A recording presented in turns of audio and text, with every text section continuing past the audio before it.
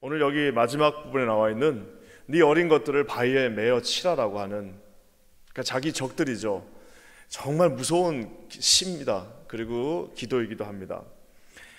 그러니까 이제 자기들을 멸망시켰던 바벨론의 그 자녀들을 주님, 그 어린 아이들을 바위에다가 쳐서 다 죽여주세요라고 하는 그런 저주시, 정말 말 그대로 탄식의 저주시라고 할 수 있습니다. 우리가 아는 것처럼 하나님이 그렇게 많이 경고해 주셨는데 계속 경고하고 또 경고하고 선지자들을 보냈는데 결국 우리가 아는 것처럼 우리 유다는 하나님의 말을 듣지 않았습니다. 그래서 어떻게 되죠? 기원전 587년, maybe 586년쯤에 결국에는 그 모든 유대의 나라들이 이제 바벨론이라고 하는 정말 무시무시한 나라에 의해서 멸망하게 됩니다. 우리가 아는 것처럼 시드기야라고 하는 그때 그 왕은 그 예루살렘에서요, 예레미야의 선지자의 말을 듣지 않고 막 1년 한 5개월 정도, 6개월 정도 버텼습니다. 항복하라고 그랬는데 항복 안 하고 끝까지 버텼는데 그 32살, 한 30대 초중반 밖에 되지 않은 두 왕이 결국엔 어떻게 되죠? 두 눈을 뽑힙니다. 두 눈을 뽑힌 채 결국에는 이제 포로로 잡혀가서 이제 타국에서 자기 인생을 마치는데요. 그 30대 초반에 왕이 마지막으로 본 거는 뭐예요? 자기 두 아들이 그 바벨론의 손에 의해서 죽임 당하는 그 모습을 본 것이 마지막 자기 눈으로 본 겁니다. 자기의 두 아들이 자기 눈앞에서 죽임 당하는 것을 마지막으로 보고 그 두 눈을 뽑히고 이제 포로로 잡혀갑니다. 그러니까 참 진짜 잔인하죠. 마지막으로 네가 보여줄 우리가 있다.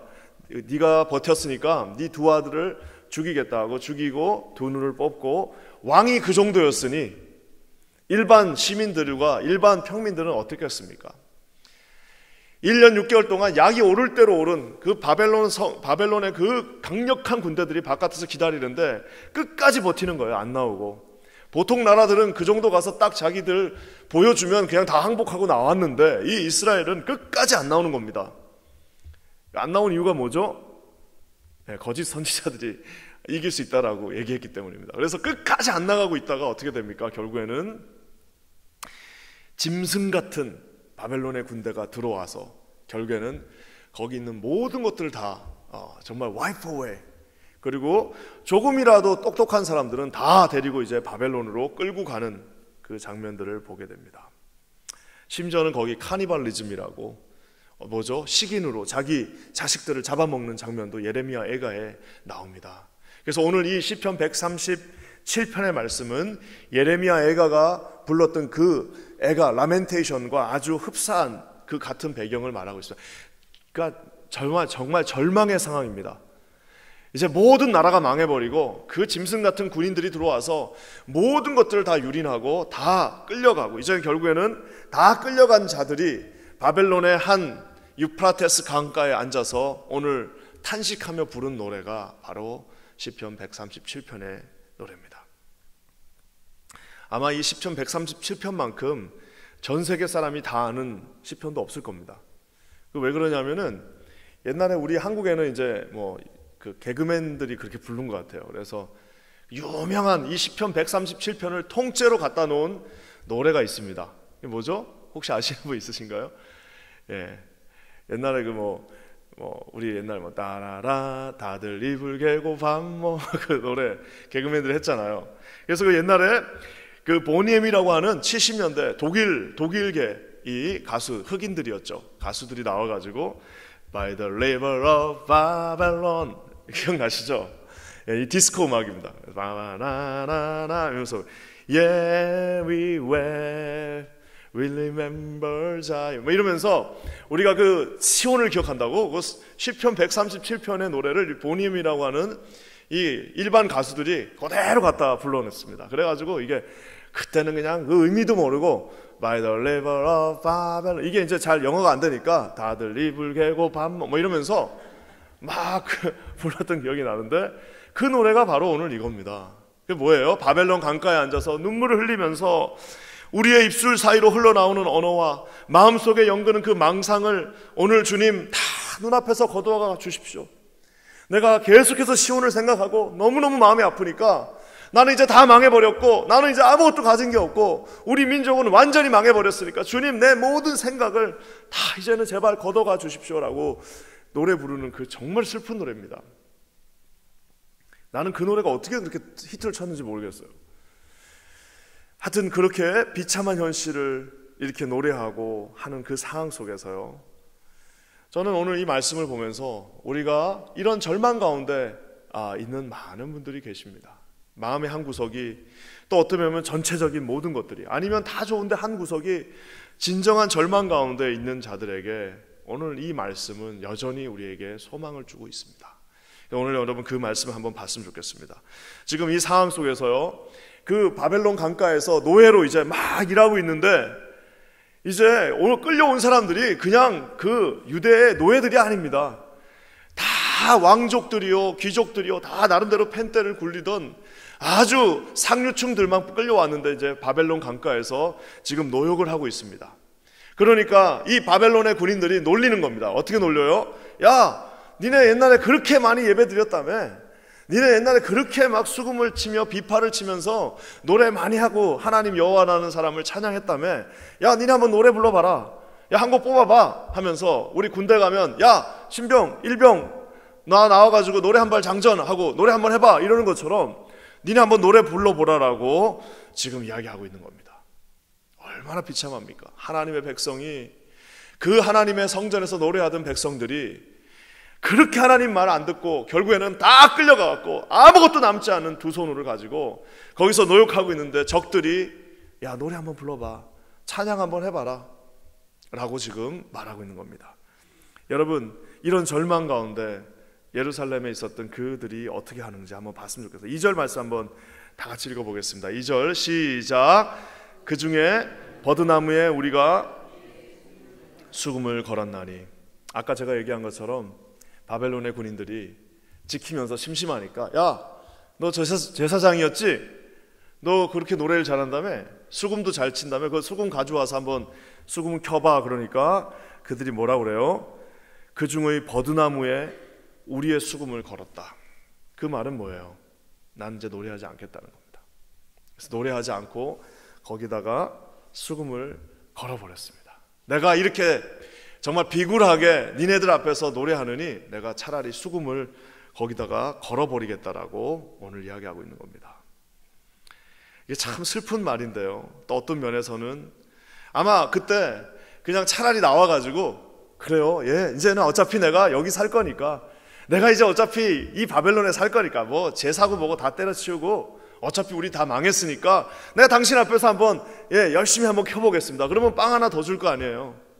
그러면 그냥 뭐 그래, 너 아주 너 이쁘네, 너 잘하네 하면서 너 내일도 한번 불러봐. 그러면서 이제 그렇게 하는 거잖아요. 마치 우리 옛날에 홀로코스트, 유대인들이 학살당할 때 유대인들이 지금도 그렇지만 얼마나 악기를 잘 다룹니까? 유대인 변호사들 다 피아노 치고 바이올린 다 키잖아요. 그래서 어떻게 했어요? 홀로코스트 그 기차가 딱 도착하면은 유대인들 다 불러다가 거기다가 오케스트라 만들어가지고 거기서 얼마나 아름다운 음악을 막 바하의 음악을 막 연주합니다. 그러면 아무것도 모른 채 유대인들이 온 것처럼 너희들 거기서 노래 불러보라는 겁니다. 그러면서 막 조롱하고 막 네 한번 노래 불러보라고 지금 말하고 있는 그 상황 속에서 어떻게 해요? 난 차라리 안 하겠다.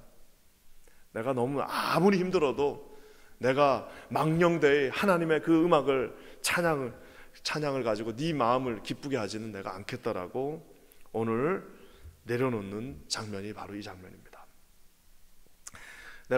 제가 이렇게 목회를 하다 보니까 참 안타까운 경우가 많습니다.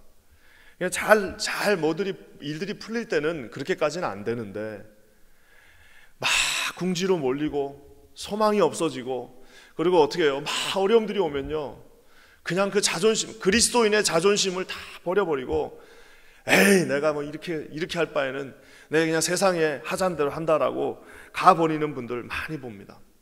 세상의 방법대로 나 할 거야. 세상의 그 유행대로 할 거야. 세상이 시키는 대로 할 거야. 뭐 까짓거 내가 망해버리면 무슨 소용이 있어? 내가 끝나버리면 무슨 소용이 있어? 우리 가정이 망해버리면 무슨 소용이 있어? 우리 자녀들이 이렇게 될 바에는 내 차라리 세상에서 쓰는 방법을 써서라도 내가 일단 살고 봐야겠다라고 하는 분들을 봅니다. 사랑하는 성도 여러분, 아무리 힘들어도요 하나님의 이름을 망령되이 일컫는 여러분, 우리 그런 자리에 서면 안 됩니다. 차라리 그냥 조금 힘들게 그냥 사는 게 낫죠. 세상이 시킨다고 내가 조금 힘들다고 그 방법대로 조금의 이익을 위하여, 조금의 영예를 위하여 그리스도의 그 고귀한 명예를 버려버리는 그런 분들은 참 안타깝습니다. 이게 제가 목회자로서 살 때도 보면은 참 어려울 때가 많습니다. 그냥 이거 막 그냥 조금만 이렇게 쉽게 해버리면 너무너무 인생이 편할 것 같은데, 그래도 여러분 목회자로서의 자존심이 있는 겁니다. 그리스도인으로서의 자존심이 있는 겁니다. 우리 성도로서의 그 고귀한 자존심이 있습니다. 그 마지막 그것까지 잃어버리면 안 되는 거예요. 끝까지 우리가 그냥 막판까지 가더라도요 마지막 그거 하나는 잡고 있어야 돼요. 뭡니까? 내가 하나님의 자녀라는 거예요. 내가 어떻게 감히 하나님의 자녀로서 너희들 이방인 앞에서 내 빵 하나 더 먹으려고 그 노래를 부를 수 있겠냐는 겁니다. 나 그렇게 못한다고 지금 말하고 있는 겁니다. 사랑하는 성도 여러분, 하나님께서 아무리 우리가 힘들다 할지라도 그 모습을 지킬 수 있는 그런 믿음을 주시기를 주님의 이름으로 간절히 축원합니다. 이 정말 비참한 상황입니다. 아마 노래 하나 부르면 아마 그날 저녁 잘 먹었을 거예요. 노래 한번 부르면 그 사람한테 잘 보여가지고 나중에 뭐 그래도 조금 더 편안한 자리로 갈 수도 있을 겁니다. 하지만 그거 거절했습니다. 나 그렇게 사느니 내가 그냥 그렇게는 안 한다. 그랬을 때 주님이 또 다른 세컨 찬스를 우리에게 허락해 주신다는 사실입니다. 아마 주님이 그거를 더 아파하셨을 거예요. 더 마음 아파하셨을 겁니다. 하지만 그래도 우리 자녀가 저걸 그래도 버티면서 견디는 그 모습을 보면서 우리 주님이 또 다른 세컨 찬스를 우리에게 허락해 주셨다는 말입니다. 그래서 여러분 아무리 힘들어도요 우리가 그 그리스도인으로서의 그 자존심을 버려서는 안 됩니다. 여러분 이런 모습 속으로 나가시는 저와 여러분 되시기를 주님의 이름으로 간절히 축원합니다. 그래서 옛날에는요, 그 옛날에 이제 우리 막 기독교가 박해받을 때 사실 일본도요 기독교가 굉장히 많이 박해받았습니다. 그래서 일본이라는 나라가 사실은 나름대로 소망이 있는 나라입니다. 왜? 그 16세기 때 기독교인들이, 그 천주교인이었죠 그때는, 기독교 천주인들이 엄청 많이 죽었습니다. 십자가에 매달려서 많이 죽었습니다. 왜? 그때 엄청난 박해가 있었습니다. 근데 그 당시 박해를 어떻게 했냐면은 뭐 너 기독교인이지 이런 거 없어요. 그냥 물어봅니다. 너 기독교인이냐? 그러면은 그냥 아니요 하고 숨어서 예수를 믿으면 되는데, 그때 어떻게 했어요? 그 자존심을 지키기 위해서 맞다라고. 그러면은 딱 불러다 놓고, 그러니까 뭐 발굴하러 다닐 필요도 없어요. 동네 사람들 다 모아놓고 기독교인 나오라 그러면은 본인이 죽는 걸 뻔히 알면서도 그 자존심을 못 버리고 마지막에 어떻게 걸어 나가는 겁니다. 일본이라는 나라가 그래서 여전히 소망이 있습니다. 어떤 면에서 저는 기도하기는 저와 여러분에게 주신 그 마지막 하나님이 남겨주신 자존심은 어떤 것이 와도, 우리 목에 칼이 돌아도 예수님이 우리의 주님이시라는 그 자존심은 버리지 않는 저와 여러분 되시기를 주님의 이름으로 간절히 축원합니다. 그러면서 여러분 아무리 힘들어도 자존심을 버리지 않는 것처럼 또 한 가지 해야 될 게 있습니다. 6절 말씀 한번 다 같이 보겠습니다. 시작. 내가 예루살렘을 기억하지 아니하거나 내가 가장 즐거워하는 것보다 더 즐거워하지 아니할진대 내 혀가 내 입천장에 붙을지로다. 좀 약간 어렵게 표현이 되어 있는데 쉽게 얘기하면 이겁니다. 내가 예루살렘을 기억할 겁니다. 내가 만약 예루살렘을 기억하지 않는다면 내 혀가 내 입천장에 붙어버려. 그러니까 그 말은 뭐냐면 나는 결코 예루살렘을 끝까지 기억하겠다는 겁니다. 그럼 이제 사람들이 말할 거예요. 야, 거기 지금 다 망했어. 그 성전은 다 불타버렸어. 성전에서 예배 드리던 거 다 지금 뺏겼어. 거기 아무것도 없어요. 그 예루살렘은 이제 다 황폐해가지고 그 땅엔 아무것도 남은 게 없어. 근데 왜 예루살렘을 기억하냐는 거예요. 여러분 왜 그렇습니까? 왜 내가 예루살렘을 기억하지 않으면 차라리 내 혀가 내 입천장에 붙어버리라고까지 기도를 하는 이유가 뭡니까? 예, 맞습니다. 예루살렘을 기억해야 될 이유는 하나도 없어요. 이미 나라는 망했습니다. 이미 예루살렘은 다 무너졌어요. 거기서 예배 더 이상 안 드립니다. 다 끝나버렸어요. 다 끝났다고 생각하고 있습니다. 그렇지만 이 시편의 저자는 이 상황 속에서도 나는 여전히 그 예루살렘을 기억할 것입니다 라고 얘기하고 있습니다. 왜 그렇습니까? 거기 예루살렘이 하나님의 약속이 있고 하나님께서 주셨던 땅이고 하나님이 나와 했던 그 말씀의 시온의 약속이 그곳에 여전히 있다라고 믿고 있기 때문입니다. 저는 이 말씀을 이렇게 묵상하면서요, 지금 포로로 잡혀온 이스라엘이 다시 예배를 회복하고 예루살렘으로 가는 가장 빠른 방법은 뭐예요? 가장 빠른 방법은 정말 그게 될 것 같지는 않지만 그 약속을 믿는 겁니다. 가서 그 앞에서 뭐 수금을 트면서 그 바벨론 관리한테 잘 보여가지고 거기서 좀 인정받고 거기서 조금 돈 모아가지고 돌아갈 수 없습니다. 거기서 조금 좀 직분이 높아져갖고 그 길로 갈 수 없습니다. 여러분, 가장 어리석은 방법 같고 가장 아무 생각 없는 것 같고 가장 대책이 없는 것 같아도 가장 빠른 방법은 여전히 그곳에 앉아서 나에게 약속을 하셨던 그 예루살렘에서 그 시온에서 말씀을 주셨던 하나님을 신뢰하고 내 그것을 잊지 않고 기억하면서 기도하겠다라는 것이 가장 빠른 방법입니다. 저는 우리 성도들에게 가장 빠른 방법이자 유일한 방법인 우리 예수님께 그 약속의 말씀으로 돌아가시는 저와 여러분 되시기를 주님의 이름으로 간절히 축원합니다. 저도 보면은 이 사람이 이게 앞이 안 보이고 이럴 때 조바심 냅니다. 신앙이 떨어지면 조바심이 나요. 그거는 여지 없습니다. 목회할 때도 마찬가지입니다. 조바심 나면 막 달달 볶습니다. 부교육자들 막 달달 볶고 막 이래라 저래라. 이거 왜 지금까지 안 됐냐? 이거 아직도 안 됐냐? 달달달달 볶습니다. 왜? 약간 그 기도가 조금 떨어지고요, 약간 하나님 앞에서 멀어진 듯 하면요, 여지없이 나옵니다. 여지없이 막 조바심이 나가고 참지를 못하고 그럽니다. 뭐 좀 창피한 얘기지만 어제도 제가 이렇게 다 하는데 조금 이제 뭐가 또 될 것 같고 이러니까 막 이제 좀 막 될 것 같고 이러니까 조금 더 하면 될 것 같거든요. 그러니까 막 제일 만만한 게 누구예요? 뭐 장로님들 데려다 놓고 이거 하십시오 막 이렇게 하겠습니까? 뭐 권사님들 이렇게 하십시오 하셔야죠. 참 정말 저도 부교육자 생활 오래 했지만 부목사님들하고 전도사님들밖에 더 있습니까? 우리 이거 더 좀 합시다. 이거 좀 하십시오. 왜 안 했습니까? 그러는데 밤에 집에 가서 말씀을 준비하면서 내가 또 조금 깊은 기도가 잃어버렸구나 라고 어제 좀 밤에 회개했습니다. 이 자리를 빌어서 우리 전도사님들한테 어제 내가 너무 세게 말해가지고 좀 죄송하기도 하고 그런데 그 왜 그런 거예요? 조금 그 기도의 그 패턴을 살짝 놓쳐버리면요 조급해집니다. 막 안 되는 것 같아요. 여러분, 그럴 때 다시 시온으로 돌아가셔야 됩니다. 그리고요 다시 하나님을 붙잡는 겁니다. 그리고 조금 잠깐 내려놓고 말씀 가운데 다시 들어가서 말씀을 읽으면서 나에게 약속하신 것이 있었지, 우리 교회에게 주신 약속이 있었다, 우리 가정에 하나님이 이 큰 약속을 주셨다. 여러분, 그렇게 되면 어떻게 돼요? 우리가 거기서 노래 하나를 더 한다고 그래서 돌아가는 것이 아니라 그 약속을 기억할 때 우리가 하나님께로 돌아갈 수 있다는 사실입니다. 여러분, 이런 은혜가 우리 공동체 안에 있기를 예수님의 이름으로 간절히 축원합니다. 말씀을 마무리합니다. 여러분, 오늘 이 예루살렘을 기억하라. 그래서 너희들 다 망했지만 이 시편의 기자가 다짐을 합니다.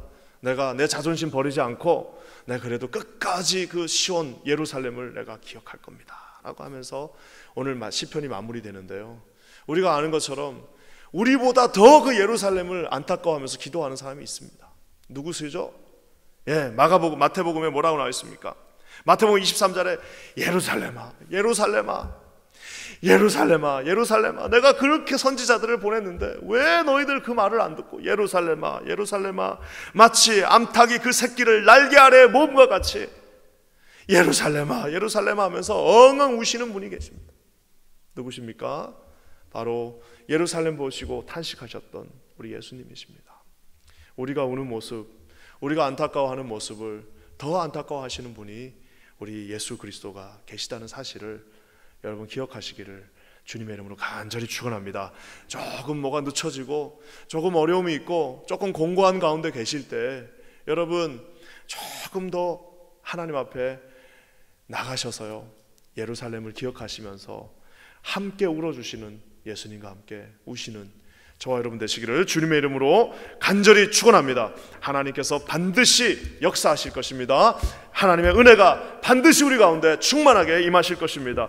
절대로 의심하지 마시고 우리 예수님께로 나가셔서 그 풍성한 하나님의 두 팔 아래 그 암탉이 새끼 병아리들을 품으시는 그 은혜와 같이 그 안으로 나가시는 우리 사랑하는 성도들, 우리 모두가 되기를 주님의 이름으로 간절히 축원합니다. 같이 기도하겠습니다. 하나님 감사합니다. 주님 앞에 나갑니다. 오늘 이곳에 임재하여 주시옵소서. 우리 소망을 잃은 자들이 있다면 오늘 예수 그리스도께서 함께 우시며 예루살렘을 기억하게 하여 주시옵소서. 우리 그렇게 하실 주님을 찬양합니다. 예수님의 이름으로 간절히 기도합니다. 아멘.